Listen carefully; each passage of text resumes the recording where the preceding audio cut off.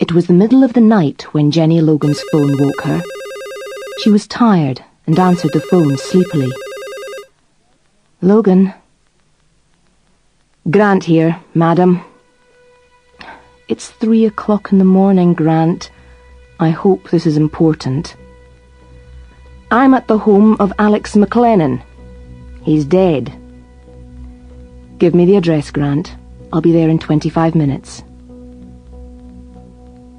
Jenny Logan was an inspector in the Edinburgh Police.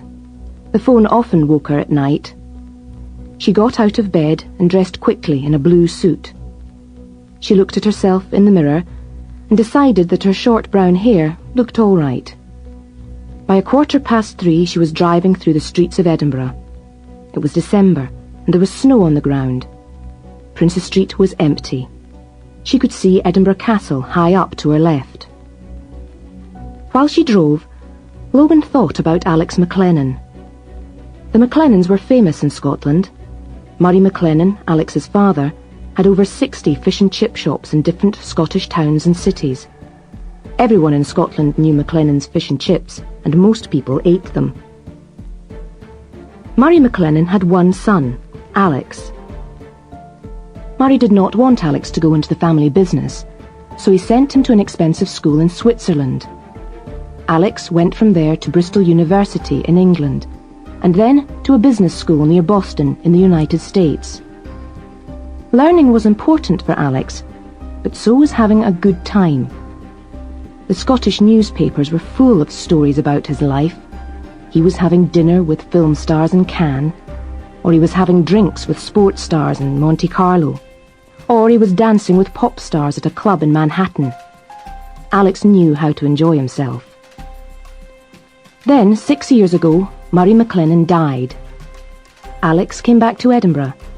He got married and bought a house. Then he sold all the fish and chip shops, and, together with an old school friend, Ian Ross, he opened an expensive restaurant in Edinburgh. Logan drove into Polwarth Gardens and stopped outside Alex McLennan's house. Logan didn't come to rich areas of the city like this very often. She usually spent more time in the dirtier, poorer areas.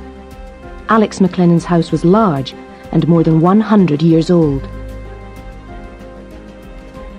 It was Sergeant Grant who opened the front door. He was 58, and usually he looked young for his age. Tonight, he was looking old and tired. "Hello, madam. Come in," he said. "Where's the body, Grant?" "On the first floor, in the bathroom." "The bathroom? OK. Let's go and have a look. What do you know so far?" asked Logan. They started to climb the stairs. "Well, madam, Mr. McLennan went to have a bath, probably at about 11 o'clock. He usually has a bath at about that time," began Grant. "I see." "Mrs. McLennan was already in bed," Grant said. "She says she fell asleep at about 10:30 and didn't hear her husband come up. Anyway, she woke up at 1:30 and he wasn't in bed. She thought this was strange, so she got up and went to look for him. She couldn't find him, but the bathroom door was locked." "Did she try and get in?"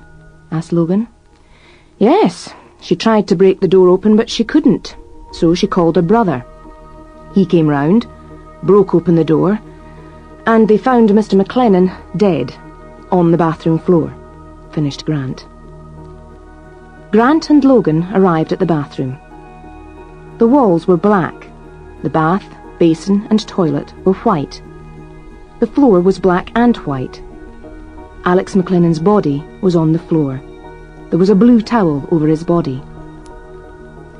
"You say someone locked the door on the inside?" asked Logan. "That's right, madam," Grant answered. Grant showed Logan the broken wood. "Has the doctor seen the body?" asked Logan. "Yes, madam. He left just before you arrived." "So how did he die, then?" asked Logan, looking down at Alex McLennan's body. "A broken neck, the doctor says. Looks like the floor was wet.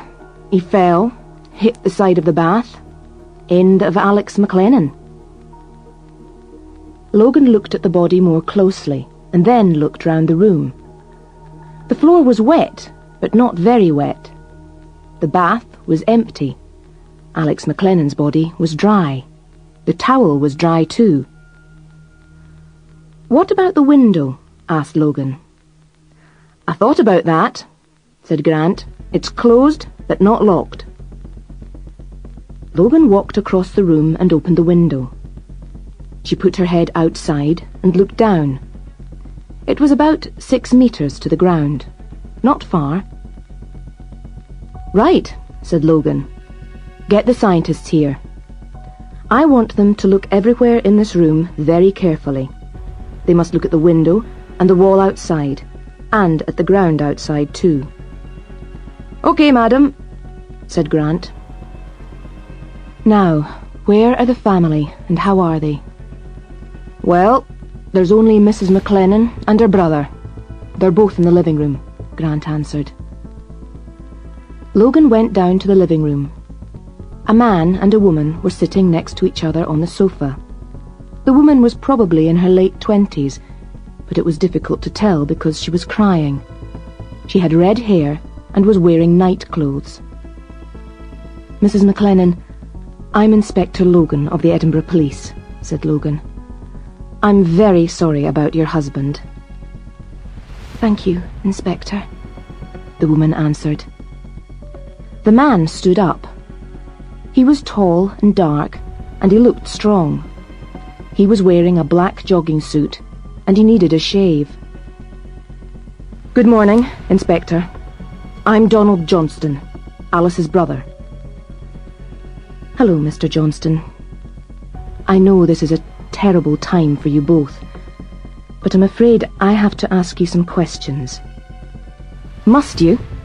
asked Johnston. "Look at my sister. She's crying. Can't you wait?" "Mr. Johnston, a man has died," said Logan. "I am a police officer. I need to find some answers." "It's all right, Donald," said Alice McLennan. She turned to Logan. "I understand, Inspector. Please, ask your questions." "But be quick," said Johnston. "Mrs. McLennan, what time did your husband usually have a bath?" asked Logan. "Well, he usually went upstairs at about 11, had a bath, and then came to bed," Alice McLennan answered. "When I woke up at about 1:30 and he wasn't in bed, I went to look for him." Johnston spoke. "She called me when she couldn't open the bathroom door. I came as quickly as I could. We broke into the bathroom and found Alex's body. We told the sergeant this already." Logan moved across the room and looked at a photograph of Alice and Alex McLennan on the day they married. They looked good together. "Did your husband have any problems, Mrs. McLennan?" asked Logan. "I mean, business problems." "No, I don't think so. Ian Ross took care of the business, really. Alex brought his friends to the restaurant so that other people wanted to eat there." Logan remembered why people went to McLennan's restaurant. It wasn't cheap, but when you went there, you almost always saw someone famous. "So, if I want to find out more about the restaurant, I need to talk to Mr. Ross," Logan said. "Yes, that's probably best," Alice McLennan answered. "Mrs. McLennan," asked Logan quietly, "were you happily married?" Alice McLennan looked up quickly at Logan. Johnston stood up angrily. "Now, look here, Inspector. You can't come round here asking questions like that. I must ask you to leave. Please, leave now." Logan looked hard into Johnston's eyes, but she spoke to Mrs. McLennan. "Mrs. McLennan," she said softly, "I'm sorry to say this, but it is possible someone killed your husband." "You mean?" began Mrs. McLennan, but she put her hand to her mouth and stopped speaking. "Yes," said Logan, turning to her. I'm not sure at the moment if it was murder or not. She turned back to Johnston. So I need answers to difficult questions, Mr. Johnston. Inspector, you can't really think that Alice or I... started Johnston. Logan put up a hand to stop him speaking. Mr. Johnston, she said, I don't think anything at the moment. Now, what were you doing when your sister phoned? I was in bed asleep, of course, said Johnston in a quiet, angry voice. With your wife? No, actually. My wife and children are away at the moment. They're staying with my wife's parents until Christmas. So there was nobody there at all, except you? Logan asked quietly. That's right. Logan looked at Johnston for some time without speaking. Then she told them both she would like to speak to them again later. Was this murder or not? Logan asked herself. She knew something wasn't right. She knew there was more to find out.